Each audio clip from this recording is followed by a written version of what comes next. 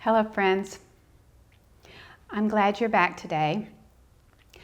Today's discussion is going to be about some of my more profound experiences about the age of 7 and 8.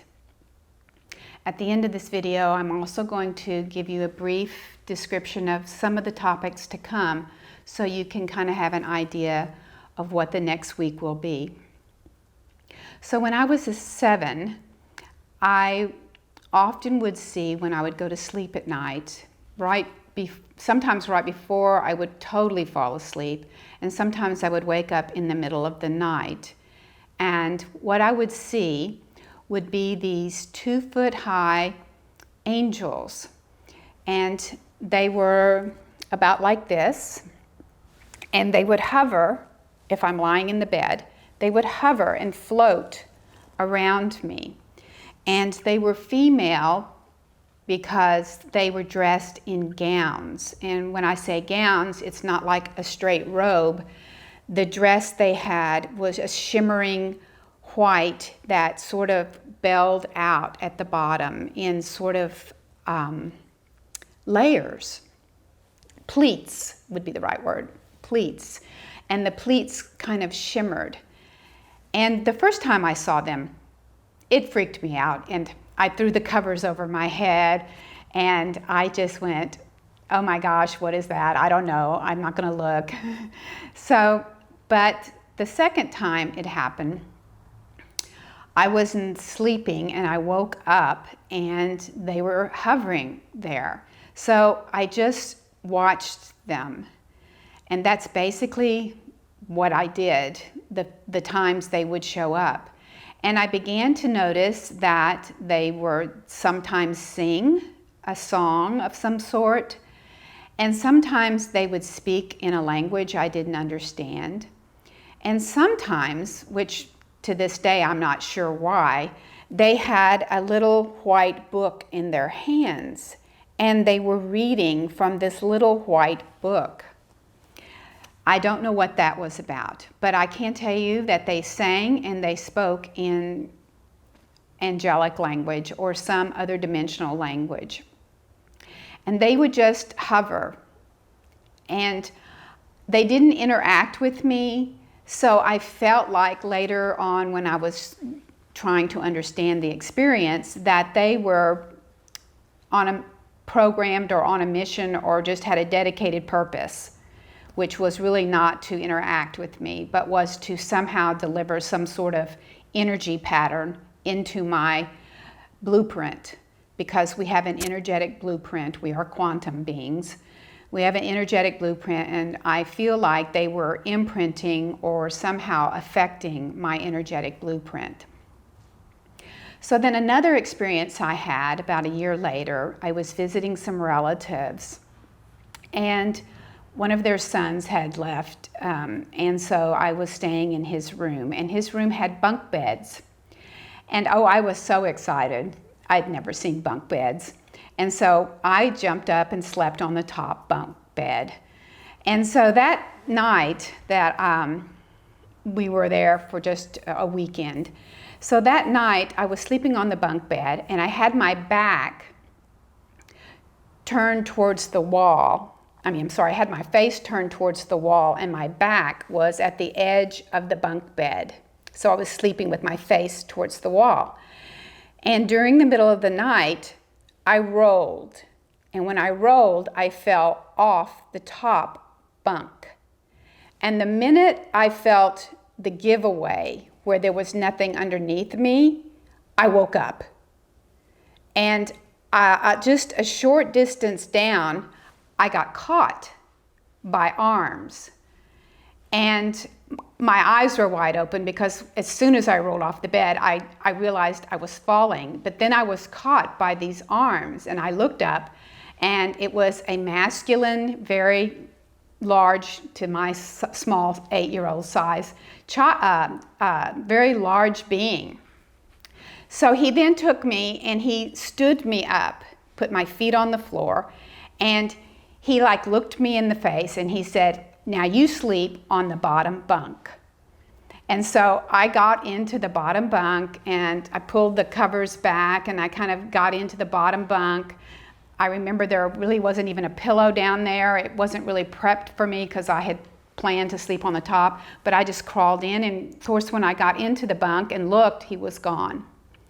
So that was one of the introductions I remember to what I used to call my guardian angel, because he was big, and he always showed up when I was in very desperate situations my whole life. And I have prayed to him when I was a little girl, because I wasn't growing up in a religious family in those days. We didn't go to church.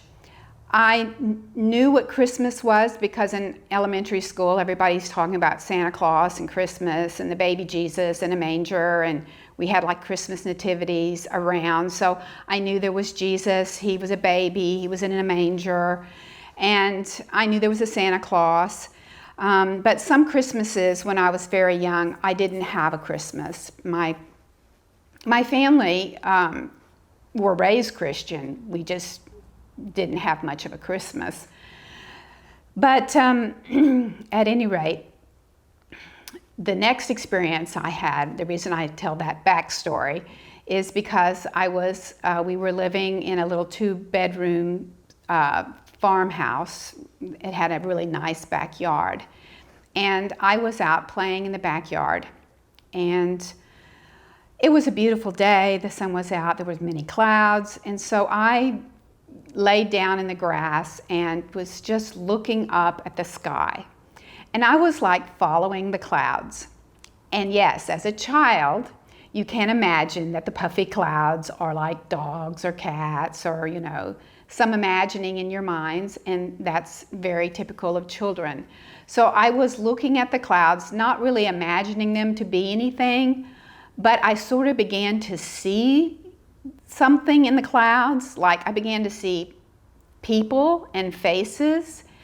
And at that age, my mind doesn't rationalize it or evaluate it, because when you're young, you're 6, 7, 8, even 9, you're just in the moment with the experience. You're not evaluating it. So then these faces began to turn into entire scenes. And it was battle scenes, war scenes, conflict, massive conflict, continuous conflict. And I remember feeling, as I was watching this kind of just one vision after another come before my eyes, of when is this ever going to end? I thought that at that age, because it was one vision after another of struggle and strife and fighting. And some of them were like swords with men fighting against men, and some of them looked like, bombs, and some of them looked like anything that an 8-year-old could possibly understand as fighting and struggling. And I knew in my mind battles. So I was kind of fatiguing over all of the horrible things I was seeing. And then towards the end, right at the very end, suddenly the next vision was the baby Jesus in a manger, just sort of there, just like what I saw that was typical in the nativity scenes around me, a little cradle with a baby in it. And my mind knew, oh, it's the baby Jesus, because it had like those mangers, those little manger things that you would find at the stores that you could put the baby's cradle in. It had that little frame around it, and then had the little cradle in it. And I was just saying to myself, oh, that's the baby Jesus. And when I said that to myself, suddenly there was this gigantic light behind that vision, shining through that vision. And it was extremely bright, and it completely then dissolved the vision.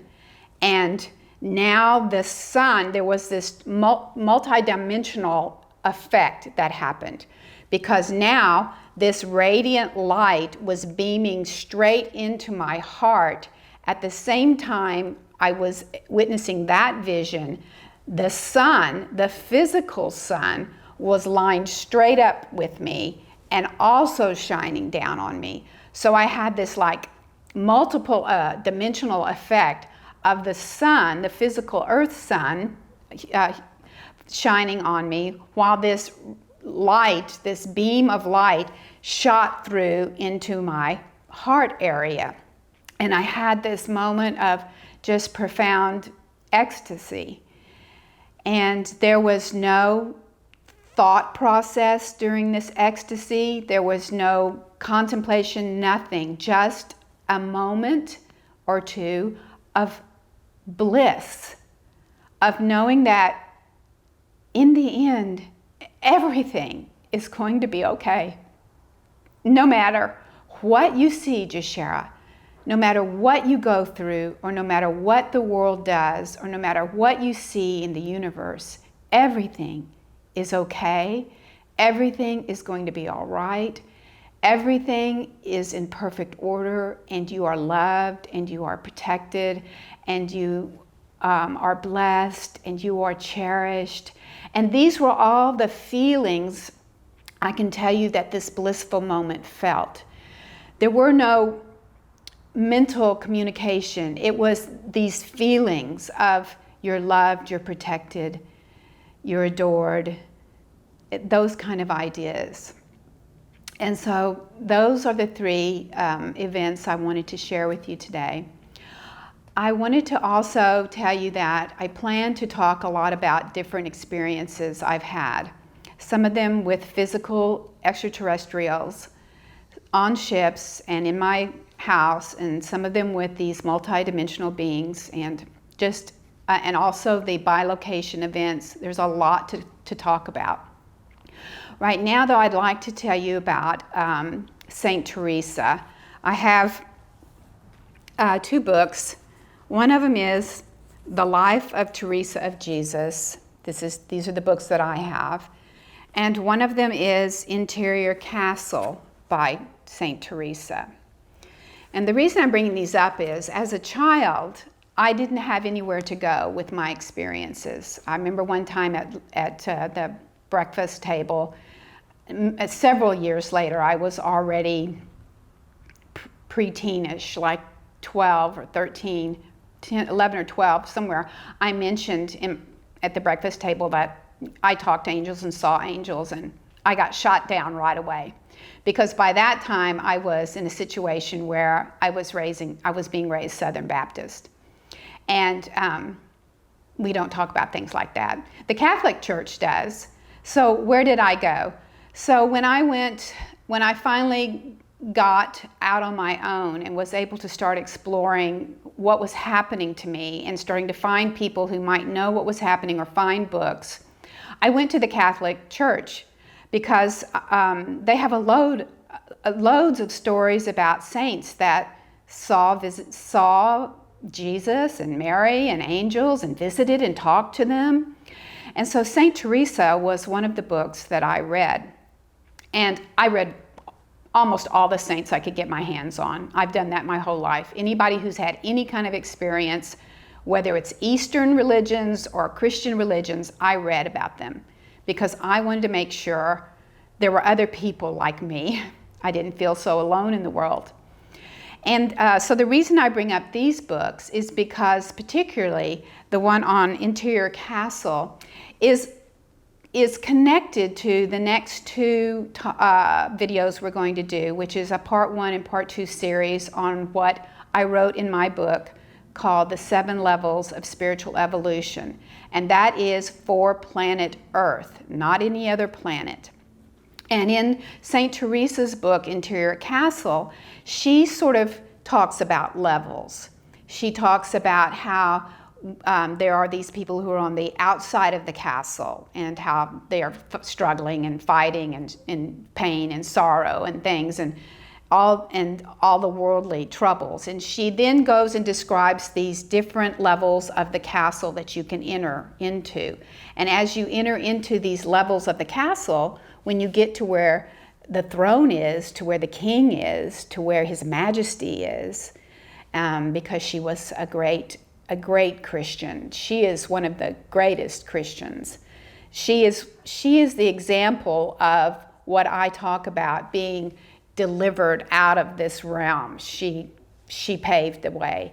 She talks about what it's like being one in the throne room with God. And in those days, that was very, very risky to do, to have a direct connection to God. And so she made sure she stayed in line with the Catholic beliefs, and she had a confessional priest who wrote her story, which is that other book, he wrote her life story. So she was always confessing to the priest. She was always giving homage that they knew more than she. She was just an ignorant woman. She didn't know anything, so she left all the scholarly opinions to them. And that is a little bit similar to the stories, to the levels we'll be talking about in the next videos. The levels that are specific to Earth, which there are 7, and that is why there's a lot of diversity and conflict and contrast, just a lot of contrast.